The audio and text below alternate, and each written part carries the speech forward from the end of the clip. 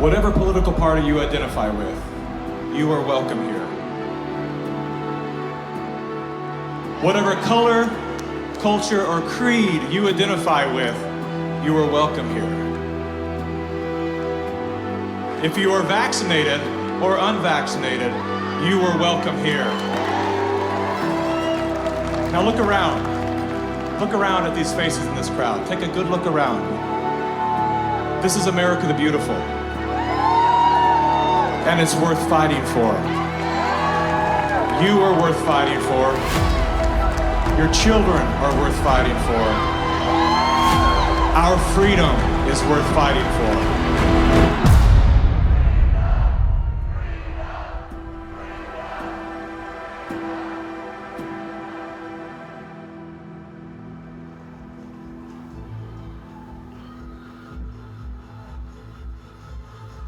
My name is Mickey Willis.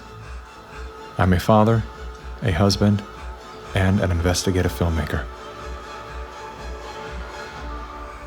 I was raised in California by a single mom who did her best to care for 4 children on her own. As a child of the welfare state, I witnessed firsthand what happens to the psyche and spirit of those who become dependent on government assistance. Had my mother known the difference between a hand up and a handout, she may have avoided the trap that kept us living on the edge of poverty, like so many people are today. Living in fear of losing her welfare assistance, Mom remained single and lonely until the day she passed, at 58 years young. Her life was cut short by a combination of toxic cancer treatments and grief. Just 34 days before she passed, her first son, my brother, was killed by a drug called AZT. Hundreds of thousands of innocent people died as a result of that prescribed poison. The pusher of AZT was none other than Dr. Anthony Fauci. The reason that only one drug has been made available, AZT, because it's the only drug that has been shown to be safe and effective. Well, it's certainly nice to know that the future looks brighter. 30 years later, there he was again. Same script, same actors, same performance. These are safe and effective products. Knowing what that man had done in the 80s and 90s, I couldn't believe he was still in a position of such power.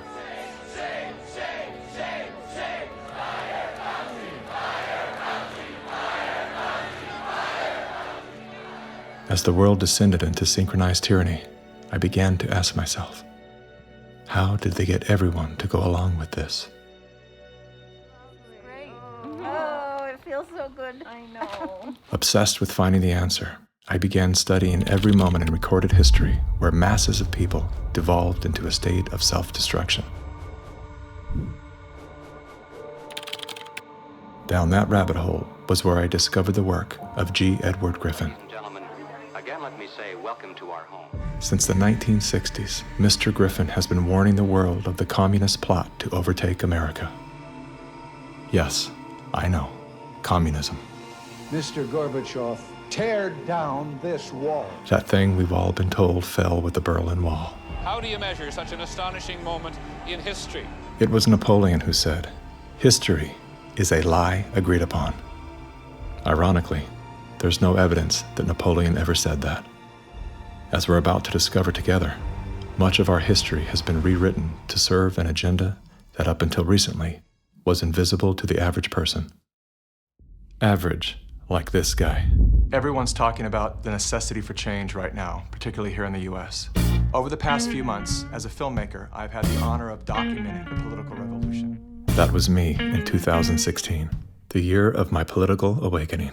Come on board the political revolution. I was touring with the Bernie Sanders campaign, creating media to help his grassroots movement grow. At that time, I knew very little about socialism and even less about democratic socialism. As it turned out, I wasn't the only one. So my Bernie bros, how do we redistribute wealth through taxation without expanding the powers of the federal government? Bernie Sanders!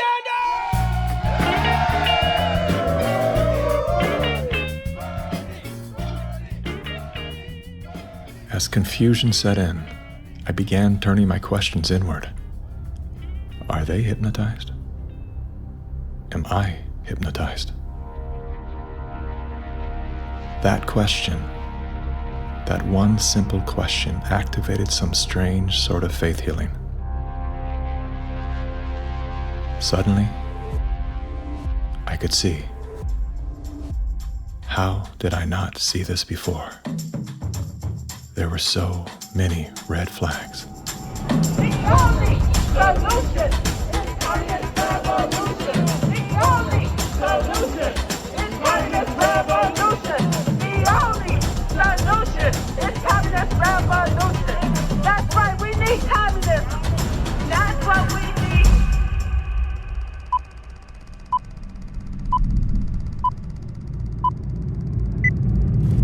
I'm well aware that whether you're here in person or through the medium of motion picture, that for most of you, it's not easy to fit meetings of this kind into your schedules.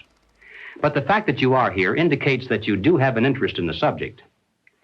So in order not to waste any of your time, let's dispense with the usual preliminaries and get right down to the business at hand.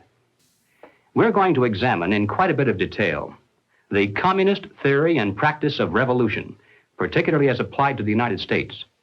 Now, this will not be something dreamed up out of thin air. This will be the strategy as taught by them and advocated by them in their own manuals, in their textbooks, and in their schools.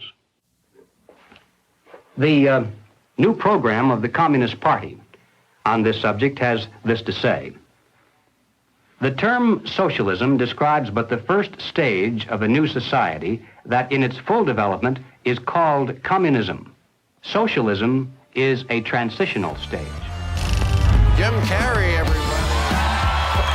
I went out today and bought me some freedom-friendly Nikes. Yeah, that's right. As a salute to Colin Kaepernick, to Nike, congratulations on your fantastic choice.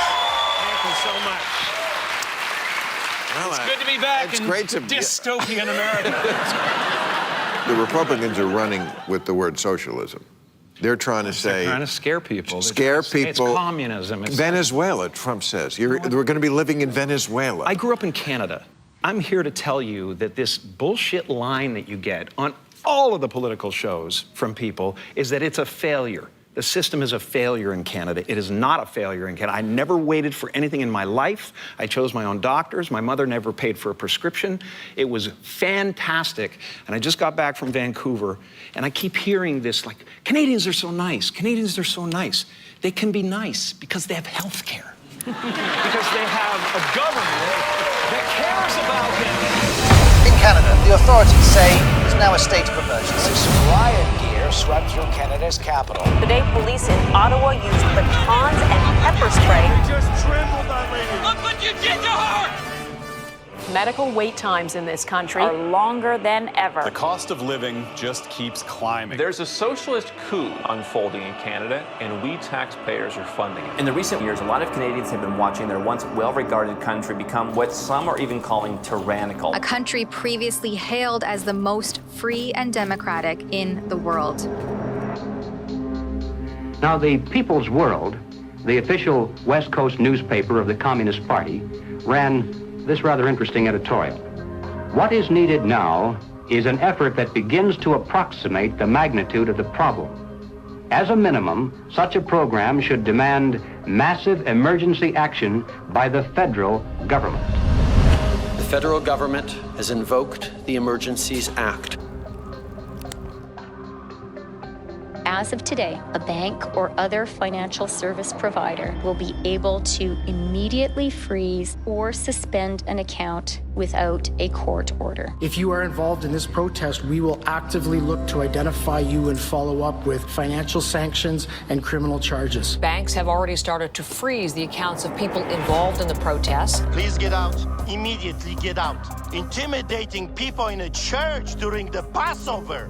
Unbelievable. Growing up under communist dictatorships, I have been warning Canadians that that's what's coming. I could smell it. I could see it at every corner. We will not put up with this anymore. We are fighting back. Protests, public protests are an important part of making sure we're getting messages out there, but using protests to demand changes to public policy is something that I think is worrisome. Okay. So here we have the Prime Minister of Canada saying that, yes, we have a highly functioning democracy and they have the right and freedom to protest. However, if those protests are used to demand change in government policy, then no. The small fringe minority who are holding unacceptable views that they're expressing.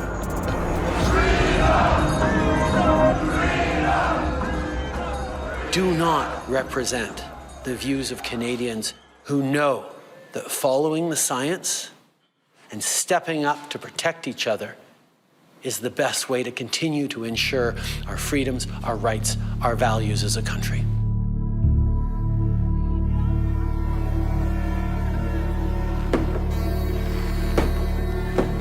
Liberal Prime Minister Justin Trudeau claims to be following the science, but Trudeau's science often comes in the form of this bizarre authoritarian technocracy. I think that Justin Trudeau stepped on the landmine when he weaponized the banking system in Canada against the truckers. Those peaceful trucker protests, their most violent act was honking their horns. And in retaliation, they had their access to their bank accounts, and anybody that supported them in any way had their access to bank accounts eliminated. And at that moment in time, we all came to realize what was really going down. Even with Sun TV watching for any slip, he was asked which country he most admired and referred to China. The level of admiration I actually have for China, because their basic dictatorship is allowing them. I applaud China for stepping up. I applaud Canada. You can tell what I'm thinking. A prime minister who openly admires the Chinese basic dictatorship, who tramples on fundamental rights by persecuting and criminalizing his own citizens as terrorists just because they dared to stand up to his perverted concept of democracy, should not be allowed to speak in this House at all. Mr. Trudeau, please spare us your presence. Thank you. Canadians know where I stand. This is a moment for responsible leaders to think carefully about where they stand and who they stand with. While Justin Trudeau makes a compelling case study, he is not the only dictator on the rise. Under the new rules provided by the COVID-19 emergency, many other elected leaders were empowered to show their true colors. Interesting how they all marched in perfect lockstep while chanting the same slogans. This pandemic has provided an opportunity. Here we are now with an economy in crisis, but with an incredible opportunity. It's certainly a major crisis, but it also offers us a unique opportunity. Unprecedented opportunity to rethink and reset. The great opportunity for reset. Opportunity for us to reset. For a reset. It's almost as if they all attended the same school of thought and studied under the same professor.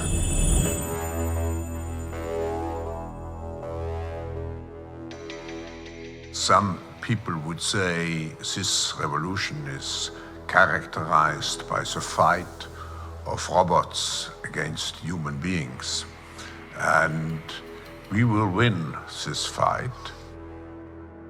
Professor Klaus Schwab was born in 1938 in Ravensburg, Germany, where Nazi crimes against humanity were committed. His father, Eugene Wilhelm Schwab, was the managing director of Escher Weiss Ravensburg, a company that used slave labor to manufacture weapons of war for the Third Reich.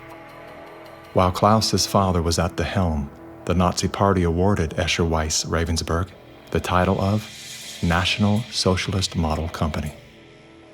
Years later, Klaus Schwab joined the board of directors at Escher Weiss Ravensburg, where he played a key role in the development of South Africa's nuclear weapons program during the darkest years of the racist apartheid regime. Today, Klaus Schwab is the founder and executive chairman of the World Economic Forum. If you'd like to meet the people who are supposed to repair the state of the world, or give a piece of your mind to the bankers who helped get us into this mess, we can tell you where to find a lot of them. The World Economic Forum. Founded in 1971, The World Economic Forum is an international private organization which receives billions of tax-free dollars from its members and their global enterprises. Every year, the WEF brings together its members with world leaders, big pharma executives, tech titans, Hollywood celebrities, media personalities, and internet influencers to meet in the secluded mountains of Davos, Switzerland. It is a tiny town folded into the Swiss Alps, a village where you could bump into Bill Clinton, Bill Gates, the head of Google, and the Queen of Jordan, all in one place. A lot of reporters cover the forum, but few get inside. It turns out there are two Davoses, one you see and one you don't. After hours, there are hundreds of private parties where deals are done. People who can't be seen together in public can meet here.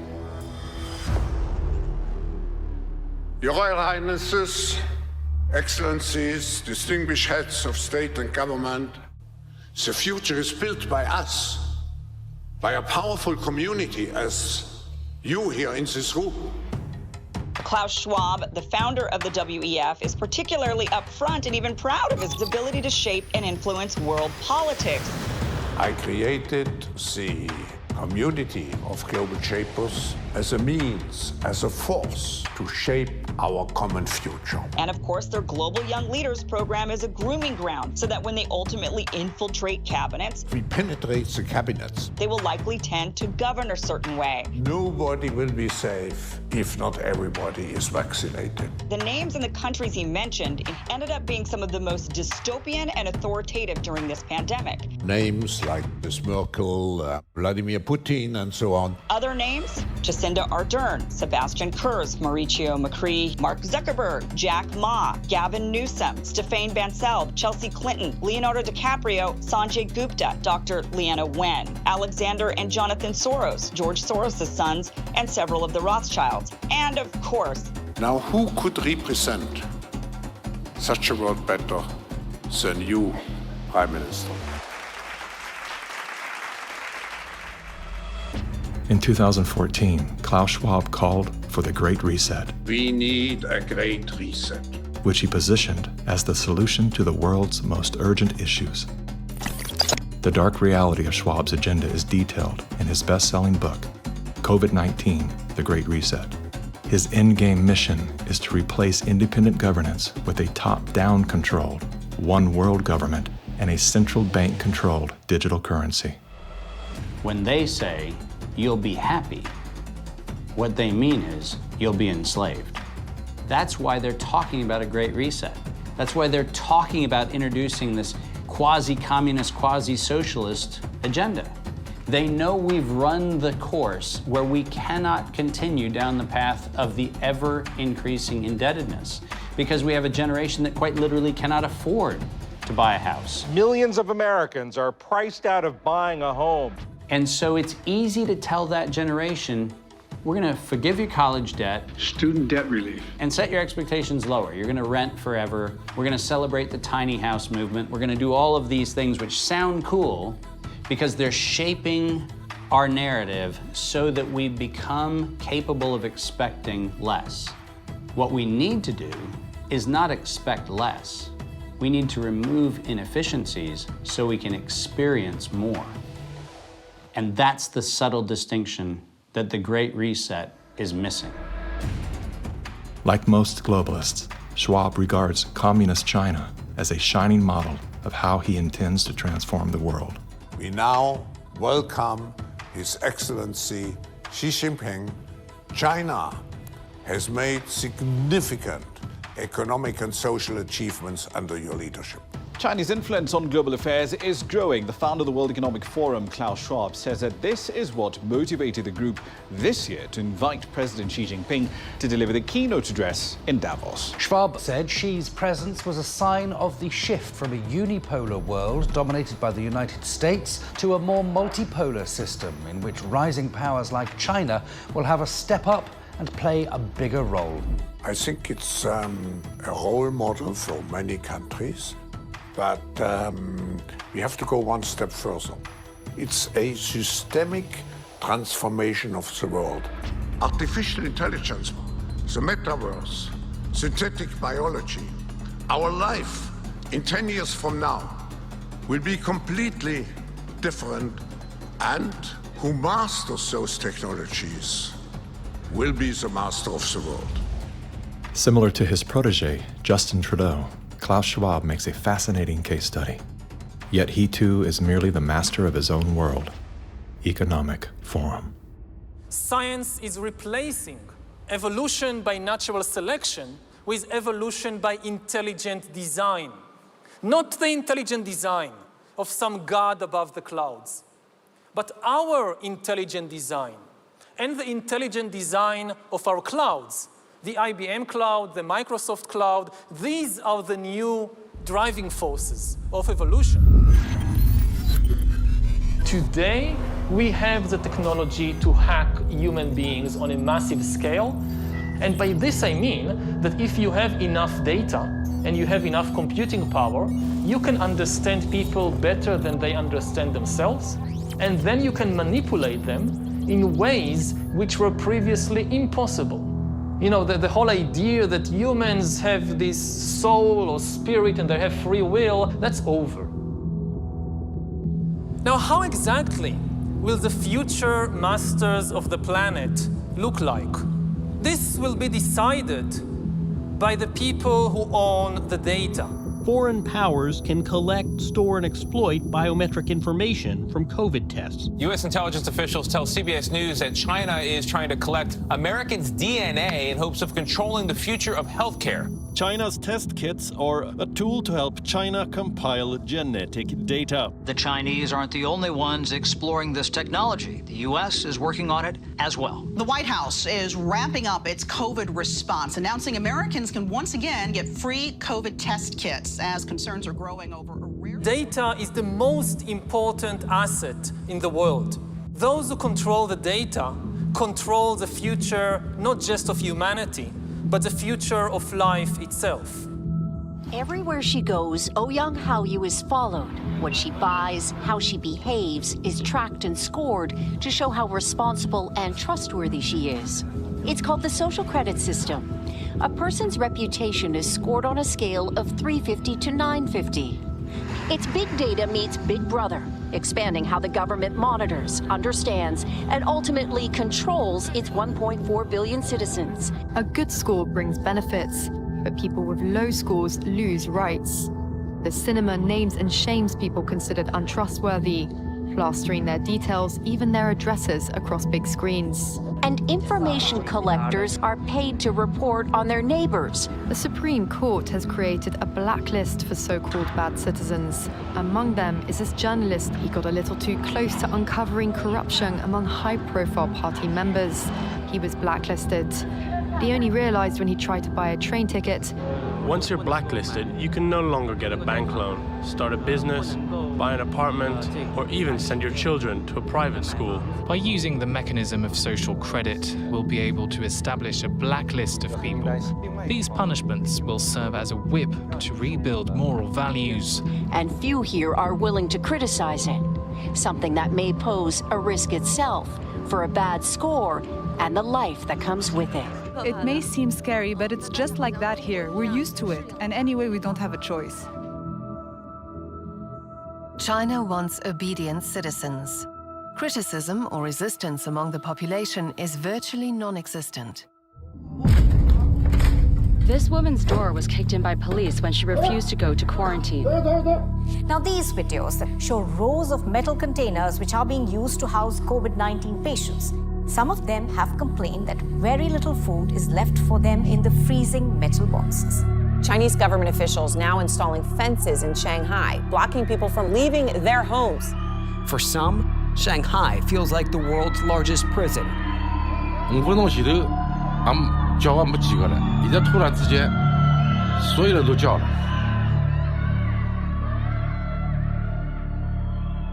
How does a handful of autocrats gain total control over a population of 1.4 billion?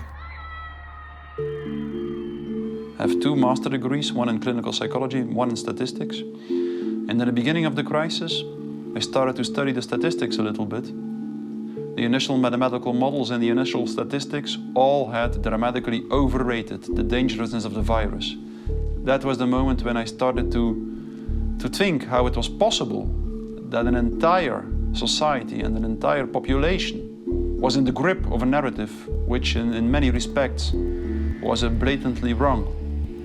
After a few months it became clear to me that the only mechanism that could explain what was happening in society was what is usually referred to as mass formation.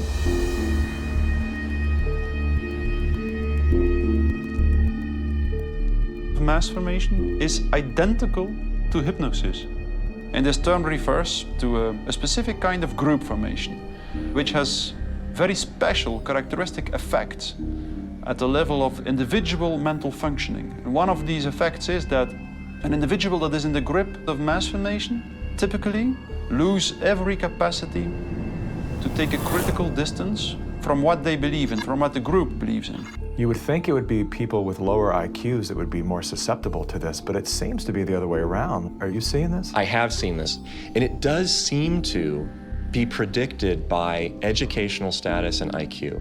We look to be verified for our belief system, right? And so a doctor goes to the CDC. The CDC says this is true, it must be true, I'm staying in that zone. It's actually people outside of the system go, well, I want to challenge the CDC here for a second. Where's this study come from? Where's it, and that's what I do. All of these people were kept out of the conversation. All I can comment and you were there. wanting me to sign onto a social contract where the scientific method isn't being used. I'm not interested in medical pedigree. I'm interested in medical consensus. People who are highly intelligent tend to go and get a lot of degrees. Those people have spent so many years in institutions to get those degrees that they have developed a trust and confidence in not only the educational institutions, but those that support them, which are largely government bodies.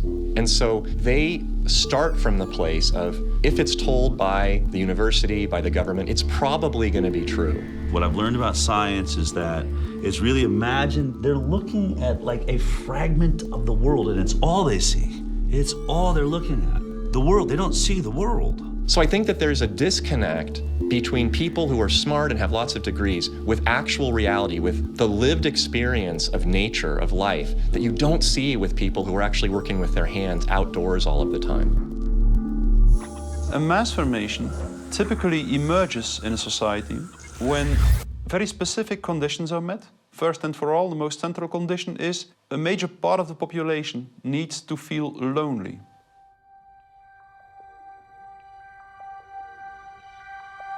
Doctors say the very rules to keep people safe from the virus are doing great damage when it comes to anxiety, depression, and even suicide. And now everyone is suffering, but children are particularly at risk. The real pandemic here is the psychological warfare that's being waged on every single human being.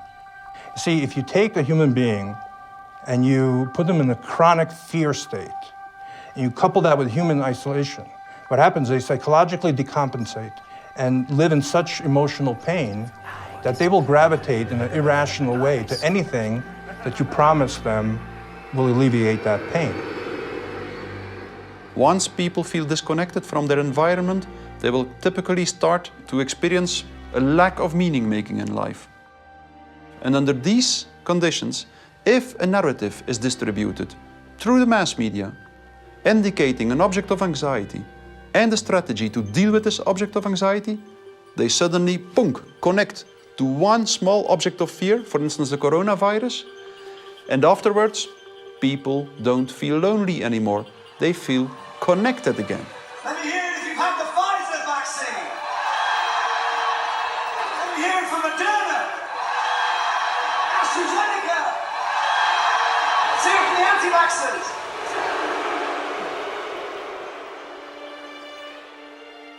The new kind of social bond is highly problematic, just because the connections between the individuals even deteriorate more, and the bond between the individual and the collective becomes stronger and stronger and stronger, which make them willing to sacrifice everything for the collective.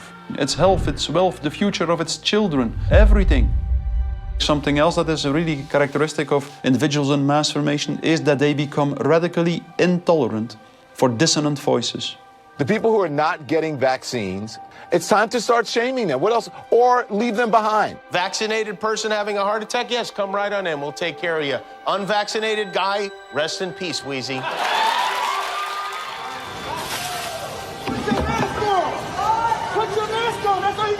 We have to stop coddling the morons who will not get the shot. Get away from me, Put it please. on. Does it bother anybody else that she doesn't have to wear a mask that we all do? When are we going to stop putting up with the idiots in this country? You're a schmuck for not wearing a mask. And just say it's mandatory to get vaccinated. Screw your freedom.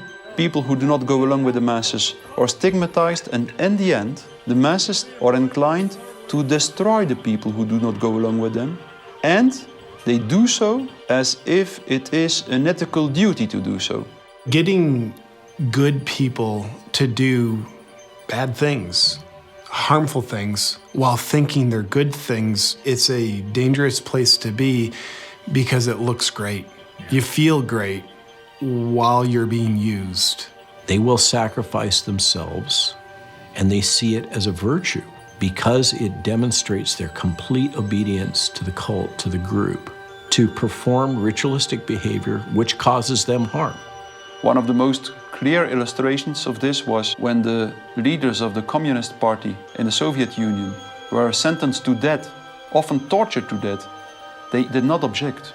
They said things like, if this helps the Communist Party, it's my pleasure to do it. That's something that was observed in all major examples of mass formation in history.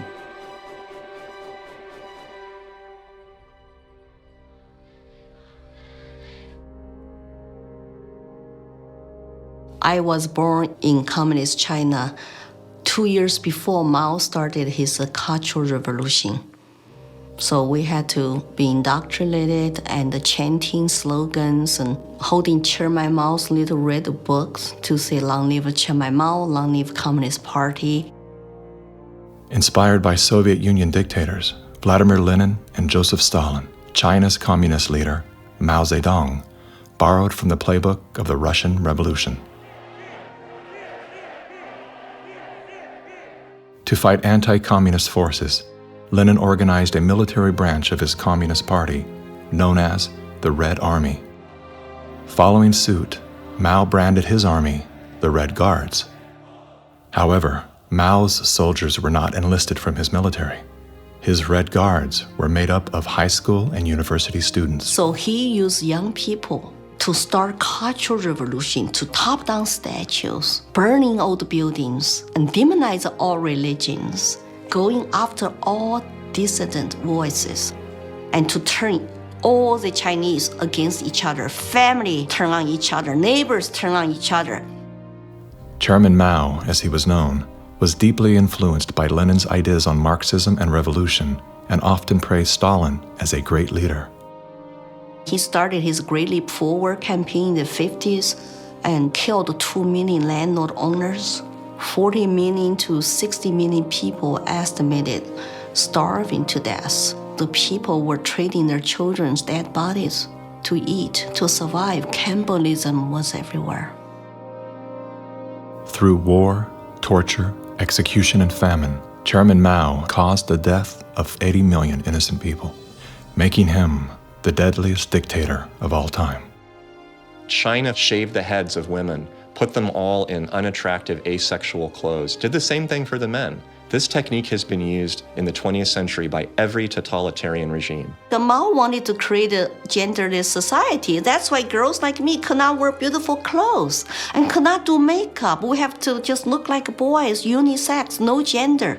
They asexualize the population so that there's no more desire, no more bipolarity of male and female. Everybody looks like an automaton. And then what do? Rather than turning towards one another, they turn towards the state. So the only thing left for me, a child, to believe in is communism. And Mao was the new God.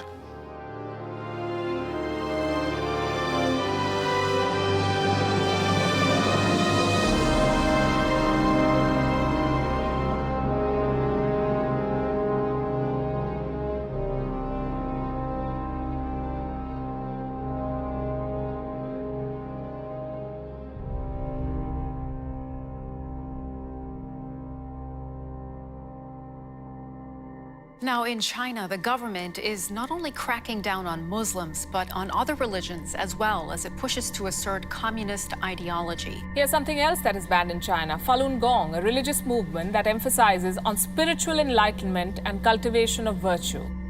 5,000-year-old Chinese civilization were founded on faith. Communist regime is atheist. So any philosophies which encourage people to believe God, believe good things, it's something they don't like. I decided to escape China after serious persecution I have experienced. Under this pretext of COVID-19 coronavirus, the Chinese Communist Party has intensified its persecution. We were arrested several times and detained in various detention and brainwashing centers. Over the past few years, a vast network of camps has been built across Xinjiang. A series of classified bulletins show how easy it is to be singled out by the Chinese government for education and training. The U.S. Defense Department says as many as 3 million are being forcibly detained in re-education and forced labor camps. China calls them thought transformation camps built to prevent extremism from spreading, but reports indicate they're more like prisons. When I was detained in a detention center, I was handcuffed and hung over a radiator pipe with my toes barely touching the ground. And I was hung over there for 3 days. The CCP guards brought 4 male detainees into my cell and began one of the worst experiences of torture. And on the brink of death, I realized I could do nothing but turn to my belief. So I prayed to be saved. Moments later, one of the 4 male detainees suddenly fainted on the floor, which interrupted the torture.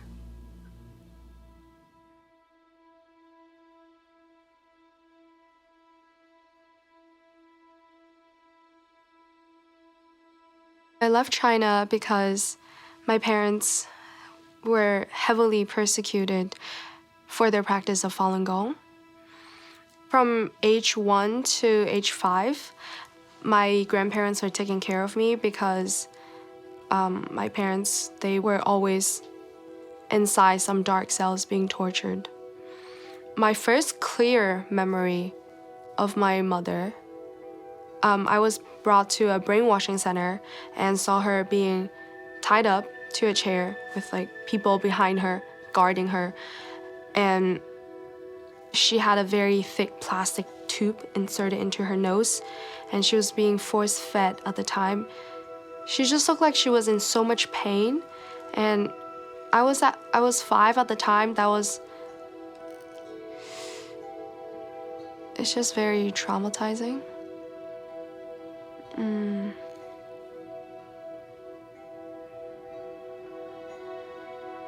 My school principal actually came to me several times and told me not to be a part of my parents and to report any activity that my parents would do. They're instilling all the lies and hatred into the younger generation. The young people are used today to do the American Cultural Revolution, to turn the kids basically not to trust their parents anymore. And say, oh, my parents don't understand me, I'm confused. I need to turn to my teachers, turn to other authority figures. Look at the Mao's Cultural Revolution to say how many similarities are there.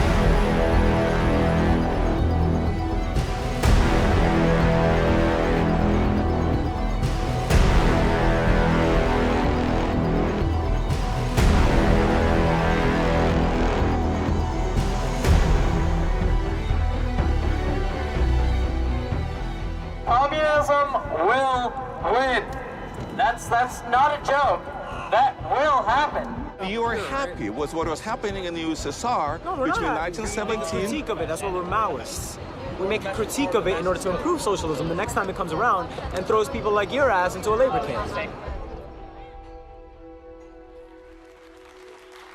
Yesterday, I asked ChatGPT, are there any similarities between today's woke revolution and Chairman Mao's Cultural Revolution of the 1960s? And it wrote back, how long do you have?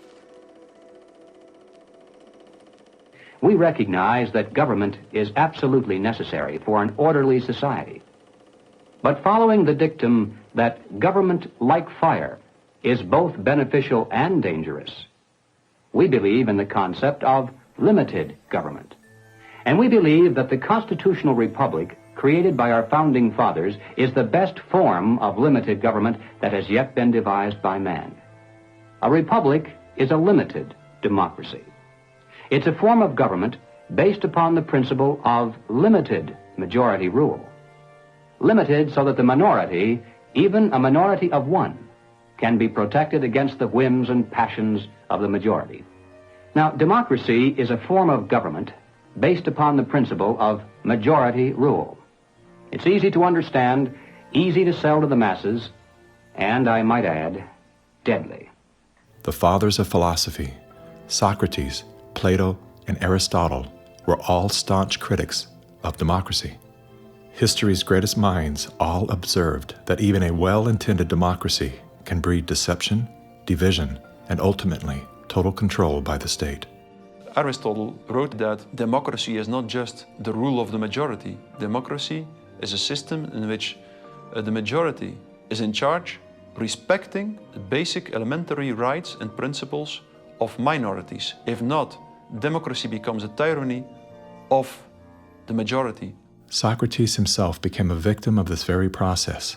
He was sentenced to death by a majority vote for protesting the rights and protections of the minority.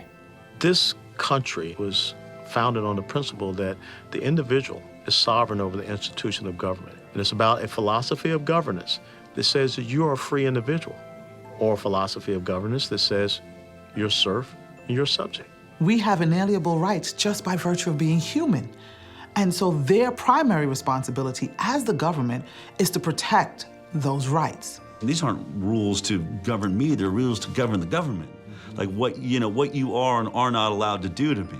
We are a constitutional republic with a representative democracy, so people do vote, but we have a separation of powers. So if you majority vote to eat you for lunch, the Supreme Court can say, no, you cannot. And how do you protect the minority from the majority? You write down a set of rules on a piece of paper. You say, this we can do, that we cannot. At the top of the paper, you write the word Constitution. And then everyone agrees to follow the rules no matter what the temptation. And when you're finished, you've created a constitutional republic. It was Thomas Jefferson who said, "The republic is the only form of government which is not eternally at open or secret war with the rights of mankind." Now, we hear a lot of talk today about right-wingers, left-wingers, extremists, and moderates. The political spectrum concept, if it has any meaning at all, is a measurement scale showing all the variations in government. Now, the extremists at the zero end would be those who advocate no government at all, the anarchists. The extremists at the other end would be those who advocate total government. And who are they? Well, the communists, of course, but also the Nazis, the fascists. No matter what they may call themselves, if they advocate total government control over the people, they are all, by definition, totalitarians. The debate is not between conservatives and liberals. It goes back in history long before those words were ever invented. The opposing points of view properly are identified as individualism versus collectivism. The individualist believes that the rights of the individual must not be obliterated by the desires of the collective or the group. The collectivist, on the other hand, believes that the group is more important than the single person within it, and that the individual must be sacrificed if necessary for the greater good of the greater number. The individualists believe that every man has a personal and direct responsibility to provide first for himself, next for his family, and then for those outside his family who may be in need. The collectivist, on the other hand, declares that the individual is not personally responsible for charity, for raising his own children, providing for his aging parents, or even providing for himself, for that matter. This is a group function of the state, of government itself. Everything we talk about, socialism, communism, globalism, and Nazism, guess what? It's all collective society. Collectivism on an international level is essentially known as globalism, which is often promoted as a framework for unity and sustainability. Under the guise of philanthropy, the leaders of the globalist movement leverage every possible crisis to advance their plan to replace national sovereignty with a one-world government. We are confronted with so many crises simultaneously. What does it need to master the future? It is the globalists who are behind the destructive new methods of control, like ESG, the acronym for Environmental, Social, Governance. Similar to China's social credit score, ESG is a ranking system that tracks a company or country's carbon footprint, as well as its commitment to diversity and inclusion. A low ESG score can lead to severe consequences, including reputational damage, legal and regulatory actions, and loss of investors and bank credit lines. Within the last decade, numerous nations and thousands of major brands have been coerced to adapt to the ESG program, and today, many of them are paying the price. In 2018, the World Economic Forum published an article on its website entitled, "How We Will Make Sri Lanka Rich by 2025. That article was removed once it became known that food prices in Sri Lanka had nearly doubled and that millions of their citizens were facing starvation. Now, what caused this? Farmers protested and asked the government to work with them on slowly improving farming practices to be more environmentally friendly rather than implementing harsh bans. But the government was more interested in maintaining a high ESG score with its creditors like BlackRock. As a result, food production dropped drastically, with farmers expecting crop losses of 85%. The country had to begin spending money on importing food when it was previously self-sufficient. Sri Lanka is a cautionary tale. What's happening there could be a foreshadowing of what's in store for us if we don't take heed and learn some lessons. The Dutch government was one of the first to sign on to the ESG system. Dutch farmers pleaded that the rush to adapt to extreme new regulations would result in the destruction of the country's food supply. The Netherlands is the second largest agriculture exporter in the world, earning the title of the tiny country that feeds the world. A collapse of their system could trigger a global food crisis.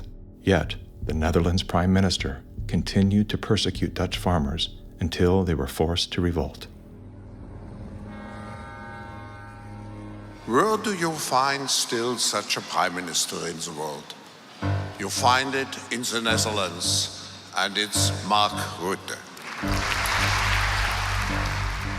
And remember, too, the Netherlands is the pilot program of the World Food Hubs, and the World Economic Forum has assigned to the Netherlands what they call this Global Secretariat, using, ironically, a communist term for it.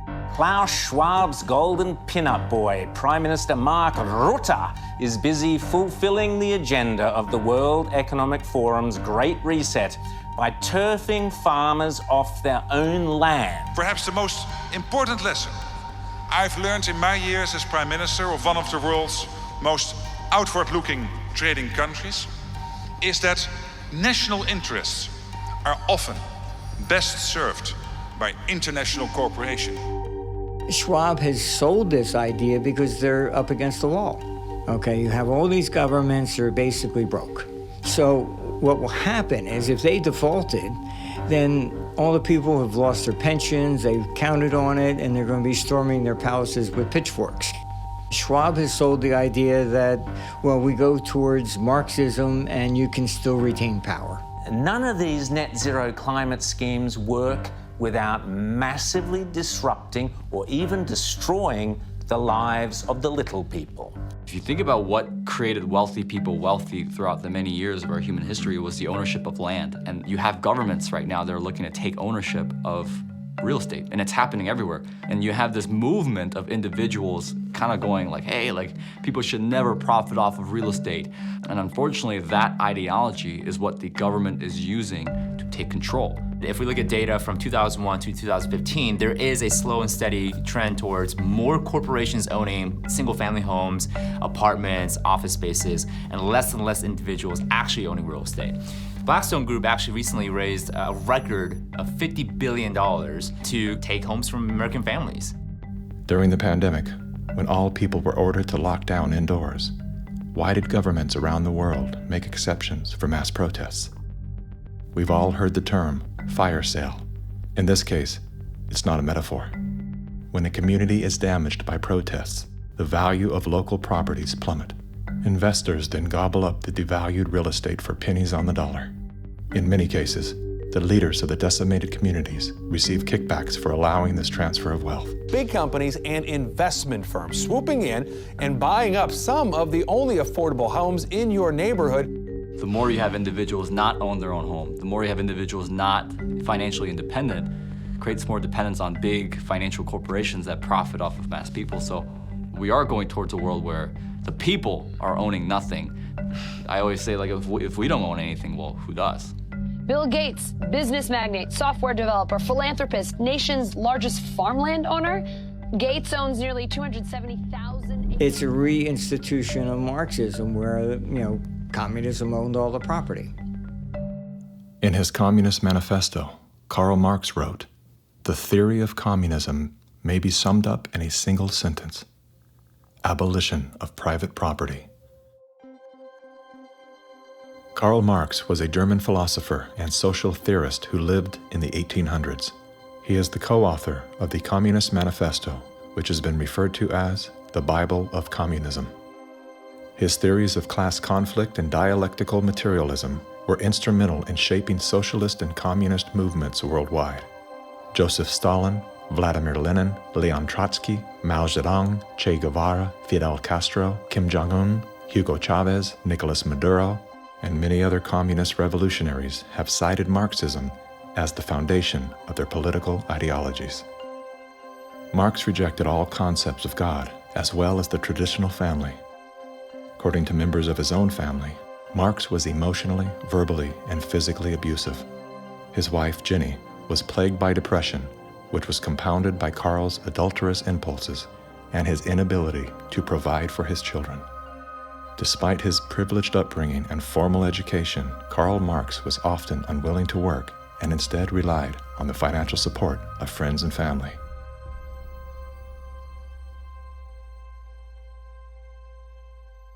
In 1943, the following directive was issued from party headquarters to all communists in the United States. It read, "When certain obstructionists become too irritating, label them as fascist or Nazi or anti-Semitic. In the public mind, constantly associate those who oppose us with those names which already have a bad smell. The association will, after enough repetition, become fact in the public mind." The founding fathers were racist, misogynist, fascist political party, radicals on the far right, anti-Semitic, xenophobic, transphobic, Uncle Tom's white supremacist, domestic terrorist, neo-Nazi organizer, Nazis. You are an anti-vaxxer, Anti-vaxxers, racist. Name calling is their number one bullying tactic, and they apply it unremittingly to anyone who questions their dogma or says something they find unacceptable or offensive. Part of the system. As early as 1928, the communists declared that the racial differences among our people constituted the weakest and most vulnerable point in our social fabric. By constantly probing and straining at this one spot, they calculated that eventually the cloth could be torn apart and that Americans could be divided, weakened, and perhaps even set against each other in open combat. They said in no unmistakable terms that the Negro people, because of their social status and their predominant working class composition, offered greater revolutionary possibilities than any other cross-section of the population. How do we get out of this mess? Revolution, nothing less. Revolution, nothing less. Revolution, nothing less. Revolution, nothing less. Revolution, nothing less.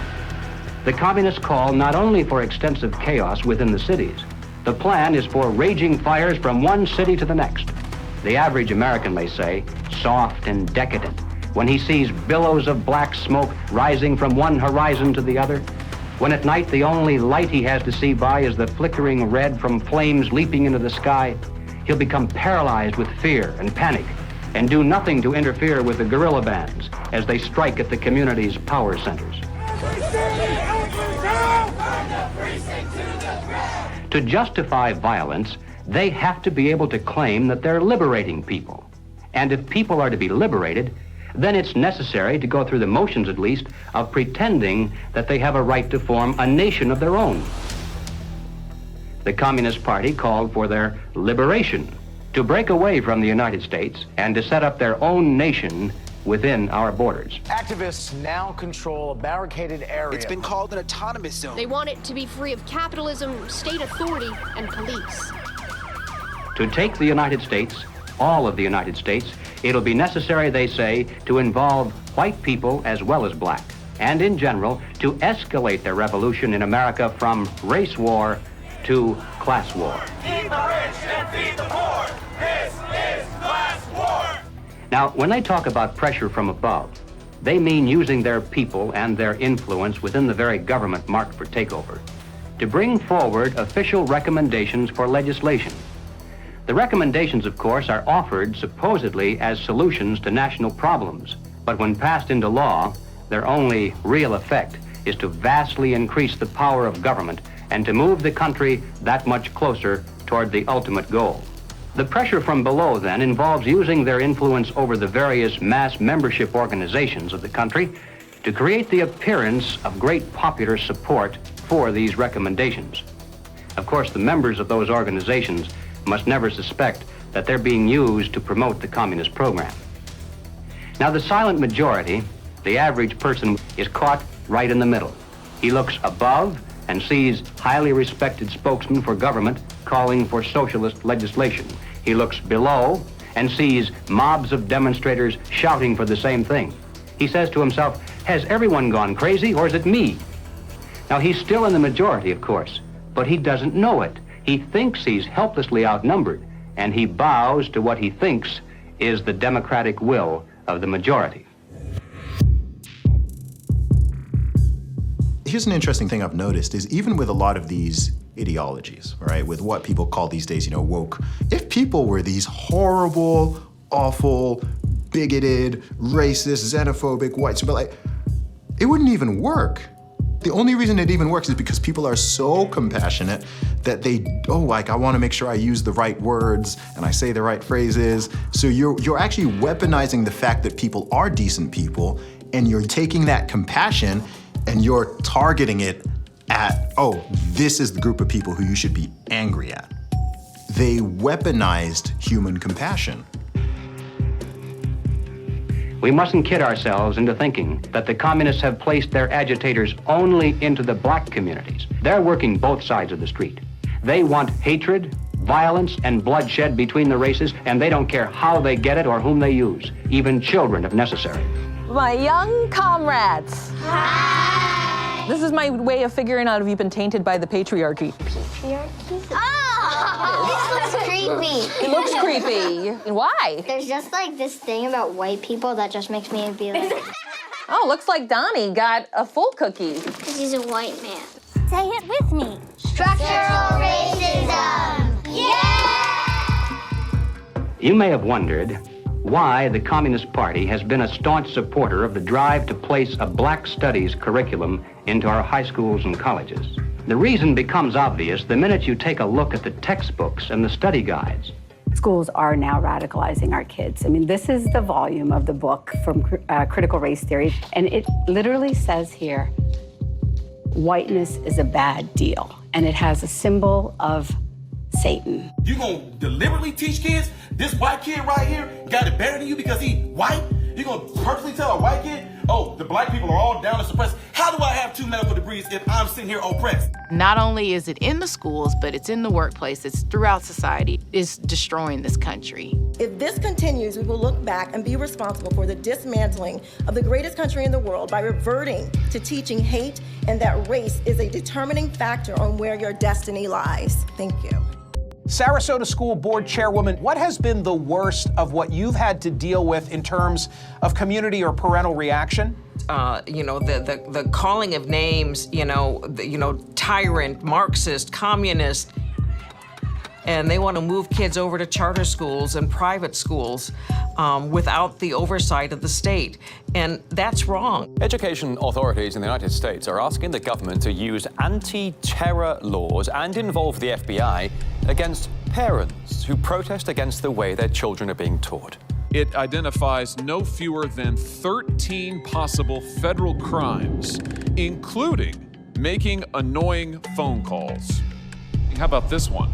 They could be prosecuted for using the internet in a way that might cause emotional distress. Over the weekend, Democrats voted to ban gendered language in House rules. And that means no more terms like father or mother. Is the administration's official policy to replace the term woman with birthing people? Black birthing people. Black birthing people. Black and indigenous birthing people. You shifted from using the term mother to birthing people. Again, if we're trying to be precise in the language that's used. Mom's a pretty good word. I'm not a birth person, I'm a mother. Can you provide a definition for the word woman? Can I provide a definition? No. Yeah. I can't. You can't? Not in this context. So I'm not a biologist. The meaning of the word woman is so unclear and controversial that you can't give me a definition? Do you believe then that men can become pregnant and have abortions? Yes. Literally everything that was fought for women's rights is going straight down the drain. This environment that has been created and corrupted and manipulated does not respect women, does not respect children, does not respect men. It cares nothing for family. So that's why they have to attack mother and remove father, because she's going to protect that child, he's going to protect that woman, and they both are going to protect society.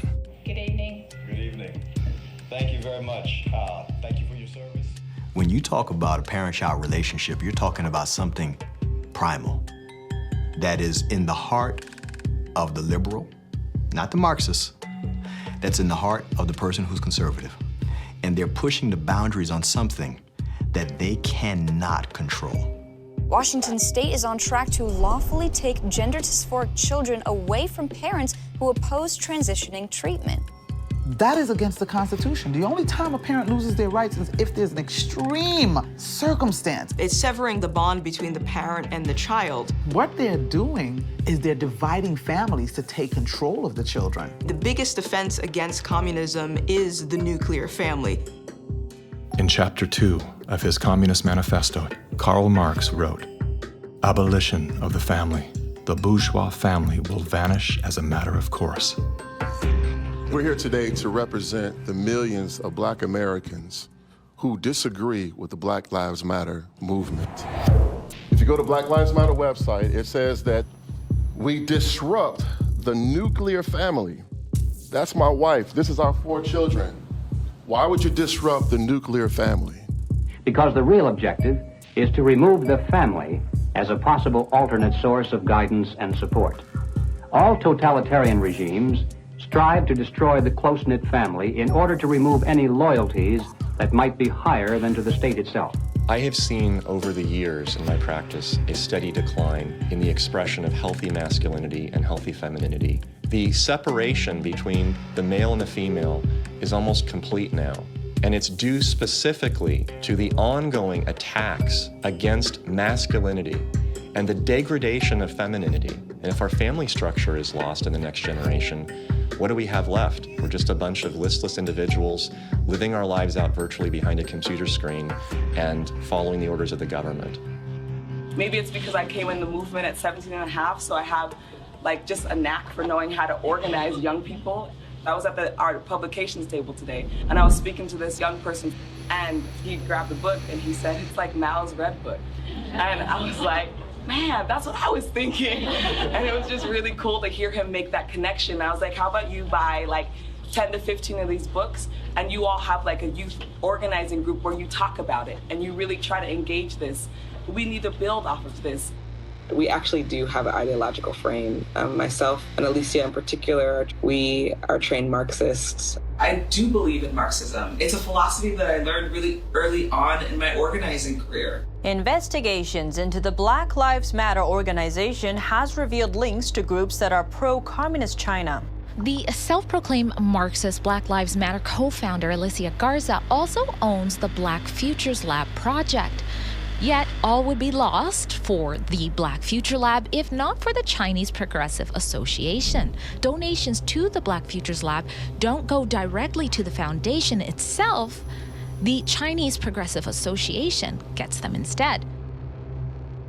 Through forensic investigations, we now know that the 2020 BLM fiery but mostly peaceful protests were organized and partially funded through a network of pro-communist organizations. One of the groups is US-based Liberation Road, which was founded by a faction of the Communist Party of Vietnam. Liberation Road is allied with the new communist movement and has direct ties to the Chinese Communist Party. The San Francisco-based, communist-rooted Chinese Progressive Association formed a sister company called Asians for Black Lives to serve as a bridge between BLM and the Chinese Communist Party.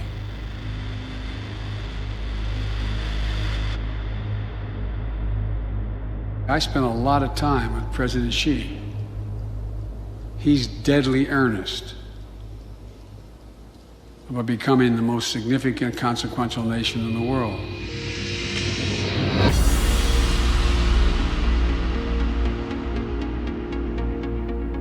When we speak of China, it's important to distinguish between the people and their oppressive government. And while the Communist Party of China is undoubtedly America's greatest foreign adversary, it's crucial to recognize that the most urgent threat to the future of the United States resides within its own borders. We're so used to thinking in terms of the old-fashioned concepts of warfare, we fail to realize that the favorite weapons of communist conquest are instead propaganda. Do you know who the greatest propagator of disinformation in the history of the world is? The U.S. government. The slanted view of history. History has been written to tell us a certain story. The 1619 Project is trying to reframe that story. What these people are doing is subverting young black minds to think that the Revolutionary War was fought in order to preserve slavery. And it's based on something that simply isn't true. The tactics of internal subversion. I thought that America was racist. I thought it was patriarchal. I thought our capitalist society was just a means of exploiting people. And I thought all of these things because that is what I was told. The preaching of hatred to incite civil disorder. I want to tell you, Kavanaugh, you have released the whirlwind, and you will pay the price. A California man is facing federal charges for the attempted murder of Supreme Court Justice Brett Kavanaugh. Treason, blackmail, the smear. This is the first time Assange is being questioned over the rape allegations. The LA Times ran an article calling Larry Elder a black white supremacist. All committed by soldiers who wear no uniform and who claim to be loyal citizens of the target country marked for conquest from within. World War III that rages around us right now is a political war, an economic war, a psychological war, a spiritual war. As a matter of fact, the bomb, as a psychological weapon, is being dropped on the American people every single day. You probably assume you're safe. That could be a deadly mistake. Bracing for food shortages. And labor shortages. Shipping delays. Supply chain disruption. A new coronavirus variant. The worst virus variant. Ultra-transmissible. It can kill you. It can kill you. A surge in crime. A surge in crime. Acts of terrorism. Domestic terrorism. White terrorism. White supremacy. Mass shootings. And nuclear conflict. World War III. World War III. Vladimir Putin. Russia. Environmental doom. Fire, storms, and deadly floods. I don't want you to be hopeful. Science tells us we have 9 years. This storm will kill you. I want you to panic. It is promoting fear. It will kill your children. Feelings of fear. It will kill your pets. The world is a very terrifying place. Unless you get lucky. I want you to feel the fear I feel every day. Walk me through, if you would, what happens scientifically inside our minds when we're in a state of fear, and then how that affects our external choices and the direction of our lives. This is well known and well researched in the psychological literature and the psychiatric literature, that when someone is afraid, when someone is in a state of fear, that person cannot think rationally. You resort back to a more primitive way of making decisions, which is highly emotionally driven. And when you're placed in a chronic state of fear, as we have been, you end up in what I would call a traumatized state, meaning that you're not just momentarily scared, you are frozen. You have seen your ability to think critically suspended. The issue is not about COVID or vaccines or anything else. It's not that. That is the polarizing impulse that gives rise to our general sense of ill at ease, which then amplifies our willingness to fall for reflexive classifications like race or, the isms that we want to fight about. The more we can distract people by creating the illusion that says everything is fearful, the more we can manipulate the population. We were groomed for decades to be fearful, whether it was drop and cover. We must be ready all the time if the atomic bomb explodes. Duck and cover. To protect against the threat of nuclear annihilation, or more recently, the impending ecological collapse of our planet in 12 years that AOC and Greta Thunberg keep warning us about. The world is going to end in 12 years if we don't address climate change. How dare you? All of these fears are grounded to some degree in reality. They're not completely invented, but they are exaggerated so greatly that we cannot actually reason through them anymore. When people are afraid, they won't just accept authoritarianism, they'll demand it. They will demand it. Somebody do something. Somebody take charge and tell me what to do. Like, where do I stand? Where do I walk? What do we do? What are the rules? And again, people in power always use that, right? What do they say? Never let a good crisis go to waste. We can take this and we can now enact policies that normally we wouldn't be able to get away with. Maybe in a couple of decades, when people look back, the thing they will remember from the COVID crisis, this was the moment that we agreed to be surveyed all the time. And maybe even after the event is over, maybe we can still keep 30%. And over time, multiple crises, suddenly you have a government or an individual who has far more power than they're actually supposed to. The leaders of the mass, the people who pronounce a narrative in public space, usually are hypnotized themselves. They believe they need to reshape society to be able to deal with the challenges society faces. And they believe so fanatically in that ideology that they think it's justified to manipulate and cheat and to use all kinds of narratives to convince people to go along with that ideology. We're going to go visit Mom. I'm going to bring the home family to see Mom. No. We will shut you down. We will cite you. And if we need to, we will arrest you and we will take you to jail. You either get your tests done and make sure you're cleared, or we will keep you in a facility longer. It's going to be very hard for people to do a lot of normal life unless they can prove their vaccination status. Such as, you're not going to work in this particular agency or institution.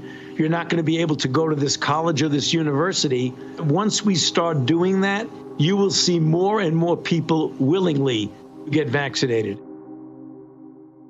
If the fear of losing your job, your friends, family, and future isn't enough to coerce you into submission, perhaps these incentives will entice you to willingly comply. It's everything from cash prizes to college scholarships. Now offering kids 12 and up limited edition Avengers comic books. Thousands of prizes available, including cruises and Super Bowl tickets. They're giving away Ford F-150 trucks. They're giving away shotguns and hunting rifles. Marijuana dispensaries are giving away joints for jacks. Krispy Kreme announcing this week a free donut. And yes, free beers. That's right. Get a shot and have a beer. Today could be your lucky day. California's vaccine lottery. One grand winner to take home up to $5 million if you get vaccinated next week. They made it exciting, right? There's a reason people go to Vegas. It really could be somewhat lucrative if they aren't already persuaded. 13-year-old Joshua says one of the best parts of getting a shot at Mickey D's, lunch on the house. Just think of this when you think of vaccination. Vaccination. If you need luck with love, dating apps are offering incentives too. A Vienna brothel is providing COVID-19 vaccinations and giving those who take up the offer a 30-minute session with a, quote, lady of their choice. We have finally found the one thing that makes us all more attractive, a vaccination. To love one another, as Jesus said, get vaccinated, get boosted. Do you think that it's being posed as politics, but it's behaving like a religion? Because it's acting like a religion. Yeah. It's dogmatic, it's absolute. It's, if you do not believe in it, you are condemned to hell. Maybe this is a new religion. God did answer our prayers. He made the smartest men and women, the scientists, the doctors, the researchers. He made them come up with a vaccine. That is from God to us. And we must say, thank you, God. Thank you.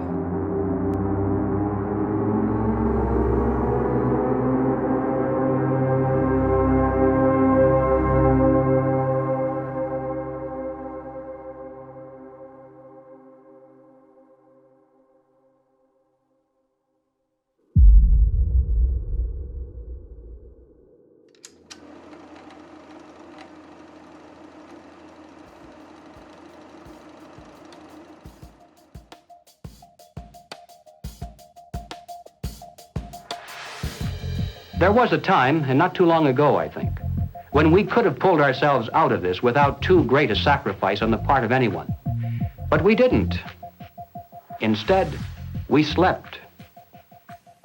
Everywhere I look, I see men and women who know that communists are making headway in this country. They know that something must be done and that someone must stand up to them. But they themselves do nothing. They remain silent because they're afraid that if they speak out, it'll be bad for business. They may lose a client. They may even lose their jobs. Or perhaps they're receiving a regular government check and already are too dependent upon some of the very people and programs they know they should oppose.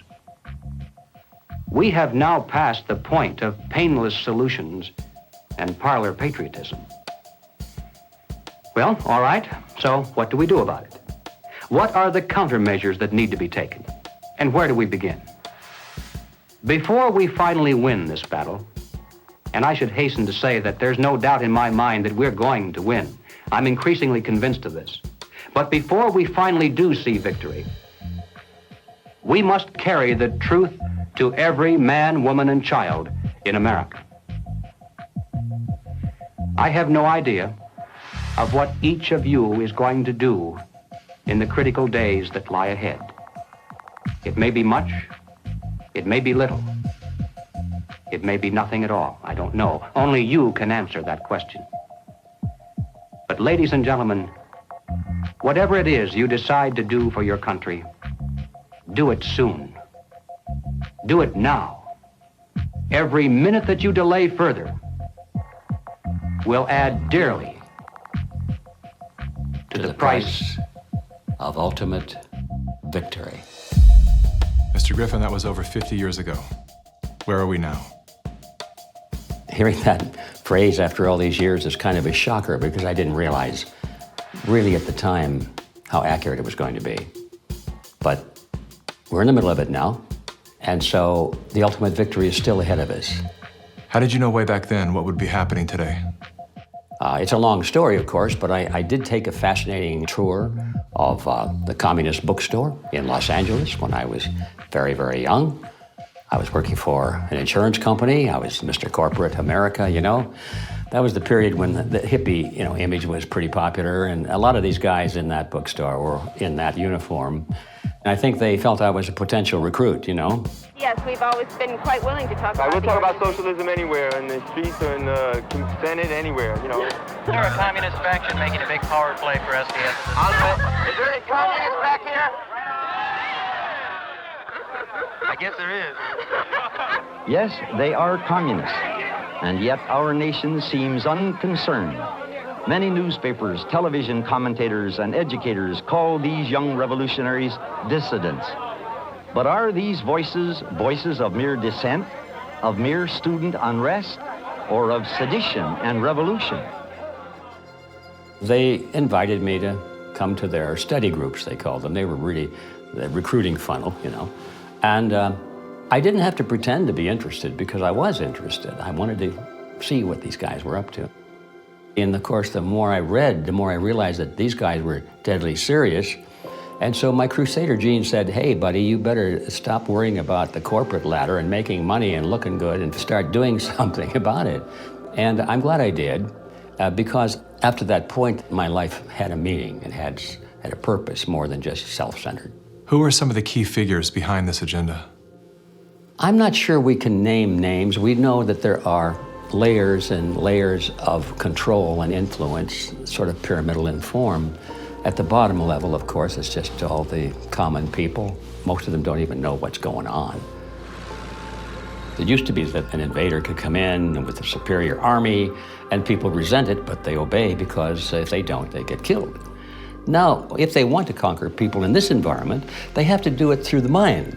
And of course, today, after all the technology that we have, and the control over the communications and the images and the school system and the media, they have absolute control over the funnel of information that comes to the average person.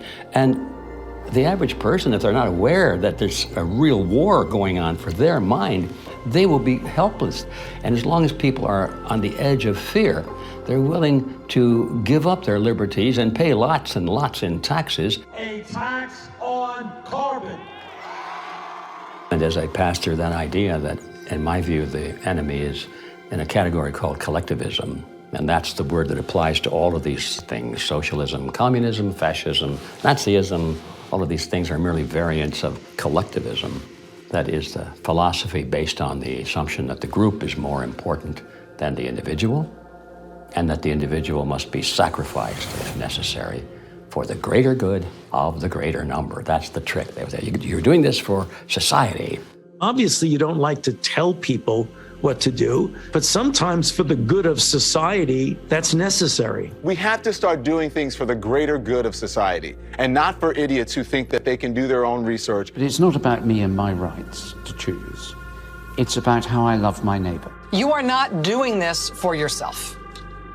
If you are at all like me, your own health, your own risk is not a big rational driver of all of your actions. They trick us into thinking that if you act in your own self-interest, that somehow you are selfish. And nothing could be further from the truth. Those of us who've discovered this trick long ago, we realize that enlightened self-interest comes into play. If you are acting out of self-interest, you soon discover that the best way to benefit yourself is to help other people. It does come back. The question is, how do we turn the ship around? I think that the path to political hell in America has been voting for the lesser of two evils. They create conflict because the conflict creates fear and confusion, and out of that chaos, people are not too analytical. They'll just struggle for some quick answer, which is who you're going to vote for. That's usually the answer that's offered to them. They think that if you just vote for somebody, the right person, everything will go away.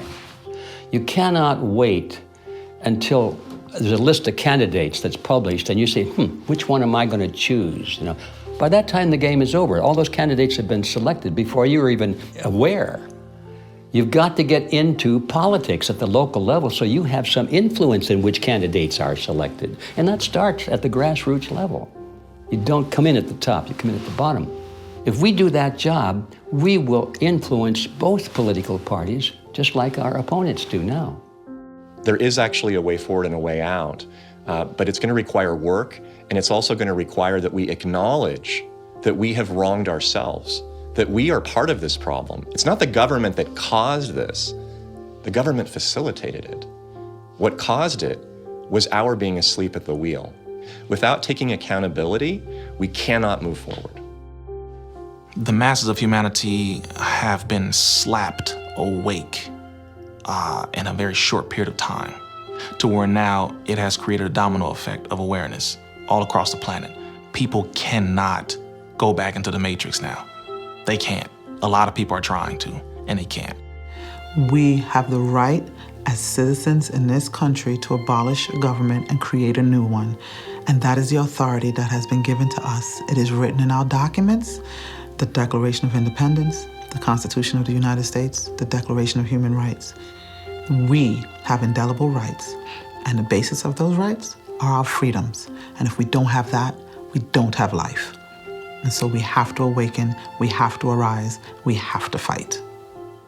The natural rights of every individual is life, liberty, and property, and establishing a country on a premise that had never been established before, that the individual is sovereign because their rights are endowed to them by a sovereign God. This which has happened can only be described as divine, which is why we're the nation. Our ideology, our way of life is always under this relentless attack that we have defeated over and over again, and we will defeat it this time.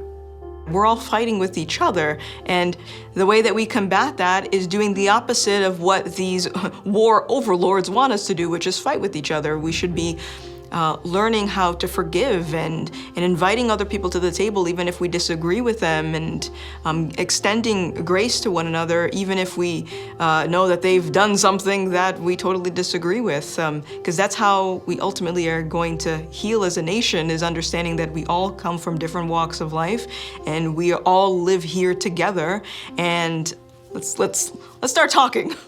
The only real problem that's existed in the world, it's division. It's that people are not getting in rooms, willing to speak with one another, see each other's hearts, and get to know, hey, what do you believe? What do I believe? And is there a way we can actually work together to solve these problems? And I'm willing to bet that most of the Gen Zers would say yes. That's what we do right now, and that's why I'm glad we're the age that we are, because we can be leaders of that conversation. When I started to realize, like, wow, freedom's a polarizing concept for some reason. Thought this was America. Is this America? It is? Okay. World's different than I thought. So my fear was, I could lose everything. I could lose my audience. I could lose my business. But I knew, especially having a son come into the world, I am imprinting something on his beautiful, innocent, fragile psyche and heart. I'm imprinting the man that I am, or I'm imprinting a hollow shell of the man that I refuse to be. And I knew in that moment, I'm willing to risk losing everything to do that. I would rather pick up cans on the side of the highway to feed my family than to live out of alignment with my truth and betray my son. Just say no. Rise up in a nonviolent way. They can't imprison everyone. They can't fire everyone. But they can fire individuals that are separated and don't work together and give in to the fear. And don't sacrifice your future for a few conveniences now in the present.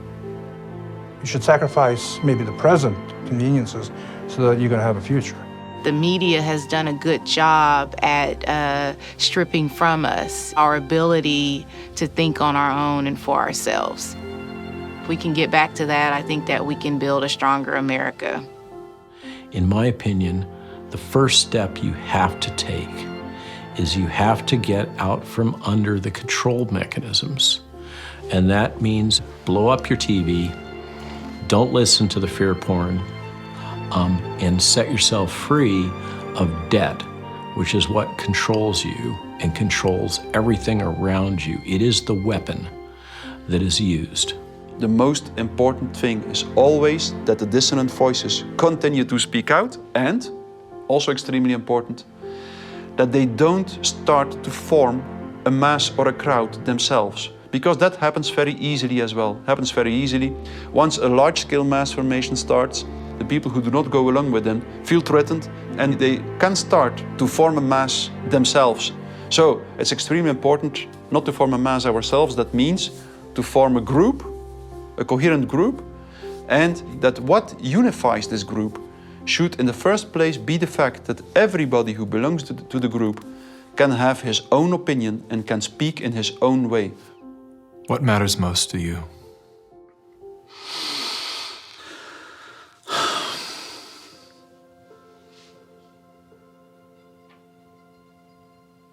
I think what matters most to me is freedom. Freedom. I want as little laws as necessary to keep us from killing each other. I mean, I get it. There's crazy people out there. We have to find a balance. In the end, I want my children to live in a world where they're free to dream, to take risks, to fail, to succeed. Hardship strengthens us. We wouldn't have had the American Revolution and the beta model for the American Constitution, the beta model of a republic in the modern world, unless the tyranny of King George had been unbearable. All the good things in life usually are a result of some kind of a rebound against something that's very not good at all, very painful. I mean, I think about if someone had jumped in there and taken away my failures. I can't do what I'm doing now if someone had kept me from really hurting, really learning lessons that were hard to learn so that I would never make that mistake again. In a philosophical sense, we should be thankful for this movement that's happening, in spite of the fact that it's tragedy and it's hurting people and all that, but without it, we might just go right along in that pot and be boiled in time. But now the frog is jumping out, and we have a chance coming up here now to create a new vision, and it's going to be great. It's a bit cynical, but it is in the end good news that mass formation and totalitarianism always destroys itself in a relatively short time span. And the most important thing, of course, is that you have to make sure that the system does not destroy you before it destroys itself. Throughout history, it was always the very small minority. History has always been written by the 1% of the population. 15% of the population create history, and they follow the leadership, the thought leadership of 1%. But that 15% altogether is what changes history. And so all we have to do is reach 15% of the population. I think today, after all this time, we have more than 15%. We just have to get them together so they realize that they're not alone. And that's our task right now. I don't think our societies have taken the moment to look up and actually see and appreciate how much progress has been made in the past century.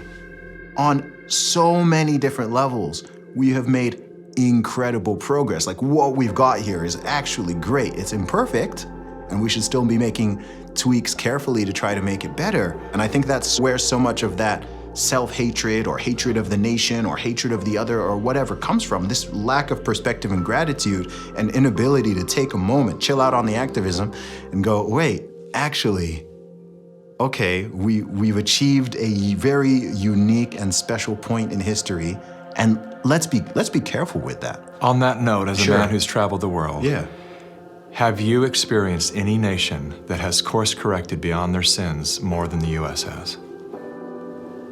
No.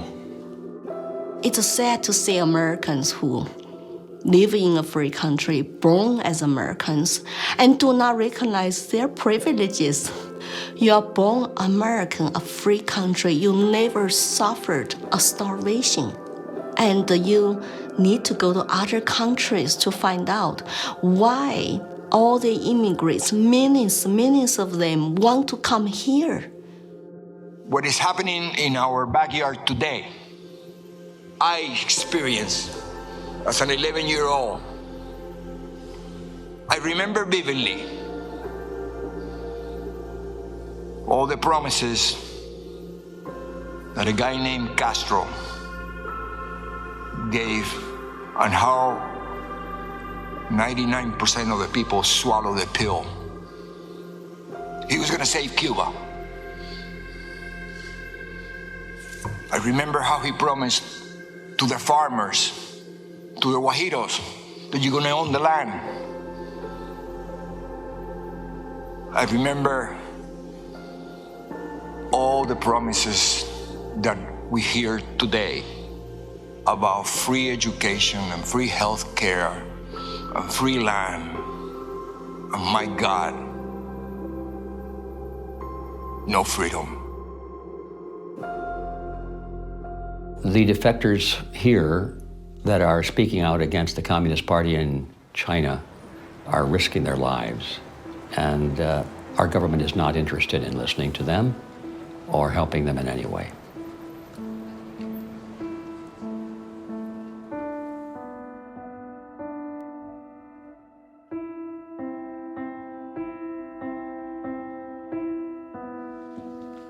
I have been in America for 10 years. I saw a lot of Americans with wonderful hearts. America is a beacon of freedom. I'm happy living in this land to practice my religion and to have a peaceful life. That's my hope. America is last stand on earth for freedom. If we lose this country, the world will be a very dark place. I have 3 children in this country. I want to protect their American dream. So here I am, you know.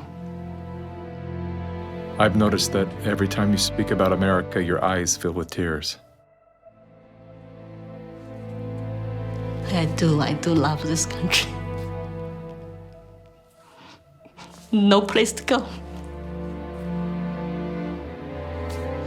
And I just hope people can hear my stories.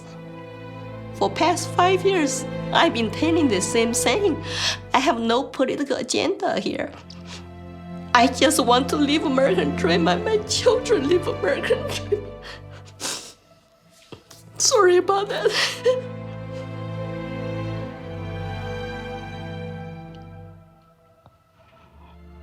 It's time to ask questions. It's time to wake up.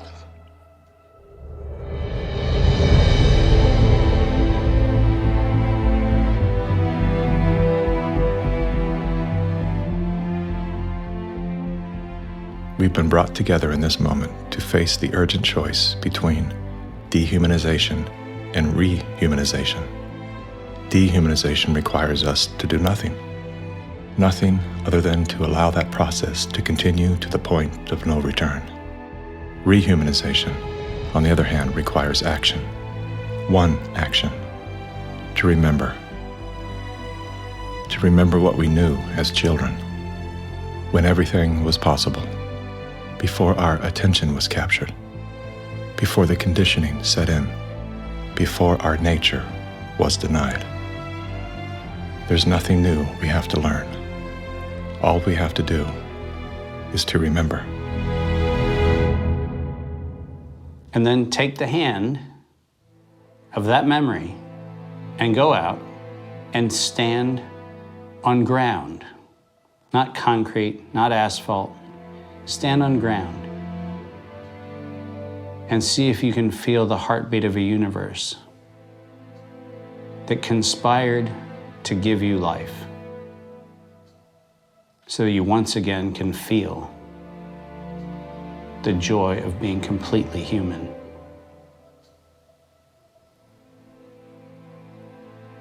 And then never forget that moment.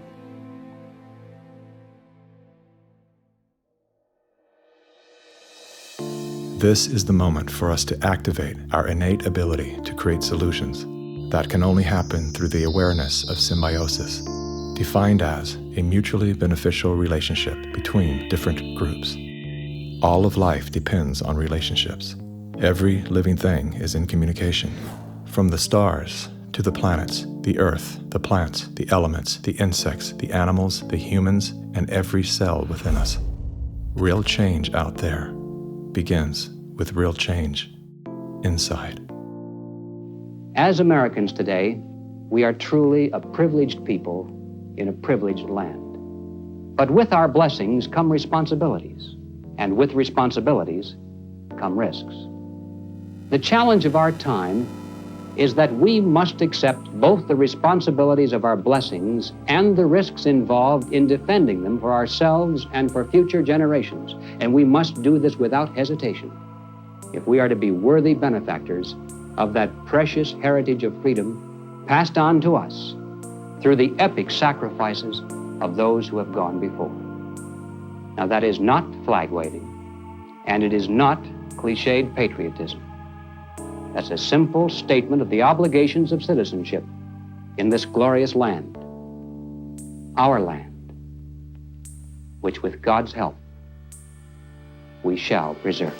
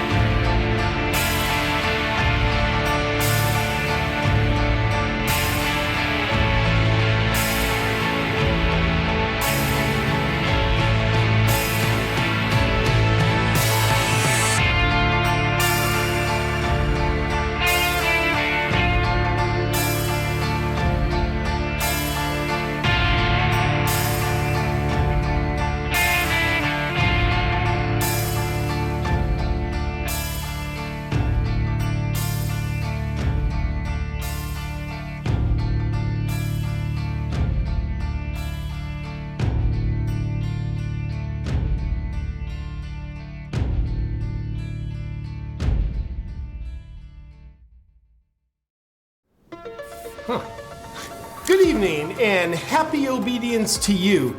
Our top story tonight: why are young people dying suddenly all the time? It must be old age. Moving along. In other news, the nation continues to be plagued by dangerous conspiracy theorists who are spreading baseless, false claims that there's something called natural immunity. While there's certainly no science to substantiate this harmful misinformation, the conspiracy theorists believe what they call God just gave them this alleged natural immunity. These extremists with a lion-like mentality are being rather non-compliant with our pharmaceutical business plan, and that's not good for anybody, especially our shareholders. So don't be a moron, and for God's sakes, please don't be a lion. We at the establishment would like to cordially invite you to feel afraid so you can increase your levels of obedience with our extremely well-tested, safe and effective route of immunity. It's the only way. And all for your protection, of course. Now, if you'll excuse me, I've got to go cash some checks I was given for selling my soul. There actually is another way. Introducing Fierce Immunity by Rebel Lion. Fierce Immunity is made for the lions of the world. And at Rebel Lions, we believe that health equals freedom, and your immune system is the constitution of your health. With all the deception about health and immunity in the world, we at Rebel Lion believe it's time for a change. That's why we bring integrity down to the molecule.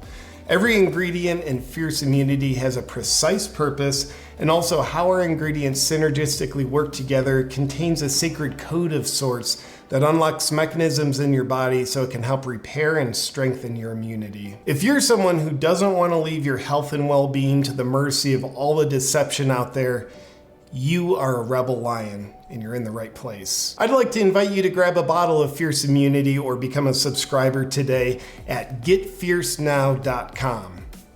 It's time to get fierce.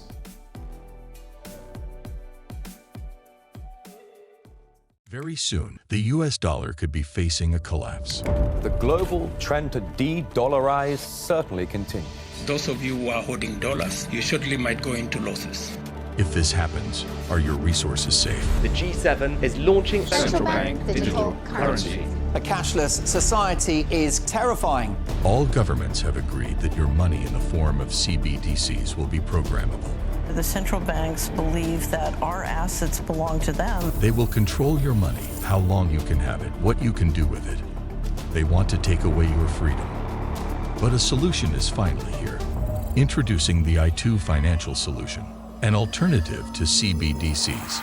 The first ever 100% secure and 100% insured uncensored financial solution for all your money. Merchant services easily store your money and your digital assets. Anonymous Visa, debit cards, swap and hold currencies. Buy gold and silver instantly. Easy, fast, secure. 100% fully insured, empowering you with the freedom to choose. The future of humanity is secure. The I2 Financial Solution. Sign up for early access only on Infinite TV/I2 now.